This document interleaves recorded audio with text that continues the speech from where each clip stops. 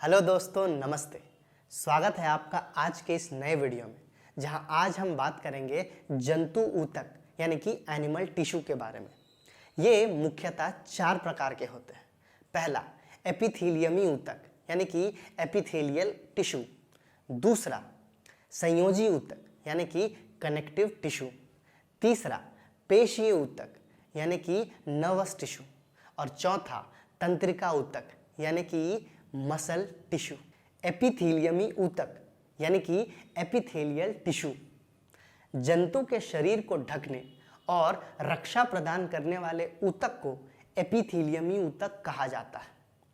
इस ऊतक की कोशिकाएं एक दूसरे से सटी होती हैं, जो लगातार परत का निर्माण करती है।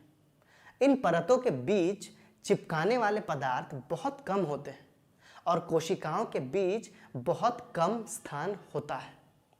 प्रायः सभी एपिथेलियम एक बाहरी रेशेदार झिल्ली उसे अन्य ऊतक से अलग करके रखती है। इस ऊतक से होकर कई पदार्थों का आदान प्रदान होता है। संरचना के आधार पर एपिथेलियमी ऊतक 4 प्रकार के होते हैं। पहला, शल्की एपिथेलियम। दूसरा, घनाकार एपिथेलियम। तीसरा, स्तंभाकार एपिथेलियम। और चौथा, स्तरित शल्की एपिथेलियम। शल्की एपिथेलियम यानी कि स्केली एपिथेलियम।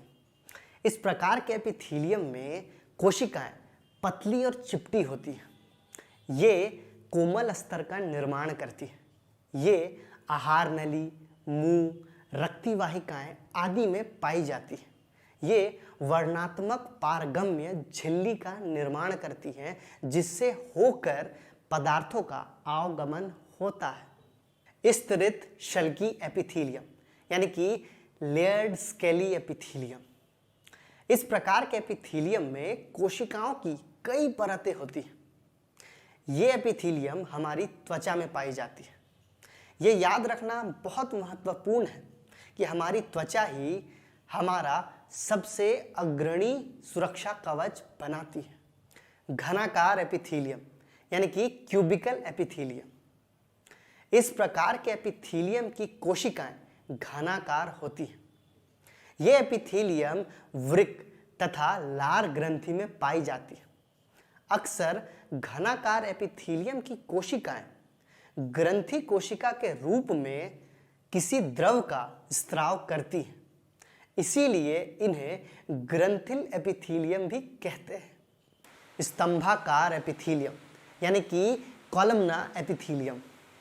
इस एपिथेलियम की कोशिकाएं लंबी और स्तंभ के आकार की होती है। ये आंत के स्तर में पाई जाती है और इसके काम होते हैं अवशोषण और स्राव। श्वास नली में स्थित स्तंभाकार एपिथेलियम की कोशिकाओं में पक्षमाभ होते हैं और इसीलिए इसे पक्षमाभी स्तंभाकार एपिथेलियम कहते हैं। पक्षमाभी गति की सहायता से म्यूकस में गति आती है, जिससे घुलकण और बाकी बेकार पदार्थ बाहर निकल जाते हैं।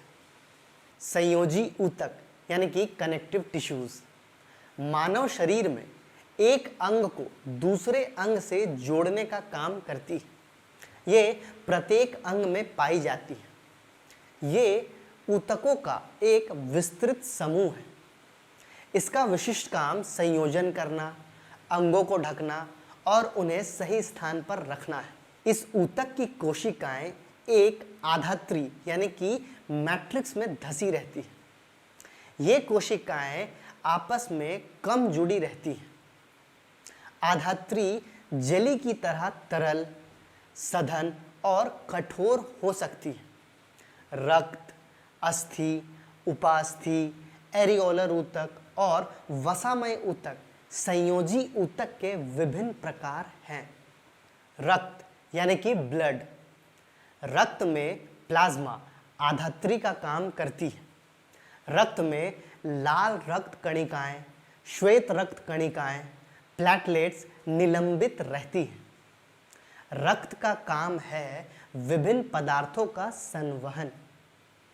अस्थि यानी कि बोन। अस्थि ऊतक की आधात्री कैल्शियम और फास्फोरस से बनी होती है। अस्थि कठोर और मजबूत होती है। अस्थि से हमारे कंकाल का निर्माण होता है। कंकाल हमारे कई अंगों को सुरक्षा प्रदान करती है और कई अंगों को गति प्रदान करती है। उपास्थि यानी कि कार्टिलेज। उपास्थि की आधात्री प्रोटीन और शुगर की बनी होती है। उपास्थि कोमल और लचीली होती है। जोड़ों के बीच कर्णपटल यानी कि ईयर ड्रम और नाक में उपास्थि पाई जाती है। उपास्थि के कारण जोड़ों पर गति आसान होती है और जोड़ों के क्षय की रोकथाम होती है। स्नायु यानी कि लिगामेंट। ये ऊतक मजबूत और बहुत लचीला होता है और एक हड्डी को दूसरे हड्डी से जोड़ने का काम करता है। स्नायु में आधात्री बहुत कम होता है। कंडरा यानी कि टेंडन। ये ऊतक मजबूत और कम लचीला होता है। इसका काम है हड्डी को मांसपेशी से जोड़ना। एरिओलर ऊतक यानी कि एरिओलर टिश्यू। ये ऊतक अंगों के बीच की खाली जगह को भरने का काम करता है। ये ऊतक त्वचा और पेशियों के बीच रक्त नलिका के चारों तरफ अस्थि मज्जा आदि में पाया जाता है। ये ऊतक अंगों को आंतरिक सहारा प्रदान करता है और मरम्मत में सहायता करता है। वसामय ऊतक यानी कि एडिपोज टिश्यू। ये ऊतक वसा की गोलियों से भरा होता है। ये ऊतक त्वचा के बीच और आंतरिक अंगों के बीच पाया जाता है। वसा के कारण ये ऊतक ऊष्मारोधी का काम करता है। पेशीय ऊतक यानी कि मस्कुलर टिश्यू। ये ऊतक लंबी रेशेदार कोशिकाओं का बना होता है। इसे पेशीय रेशा कहते हैं। इस ऊतक में विशेष प्रकार का प्रोटीन होता है जिसमें सिकुड़ने की क्षमता होती है।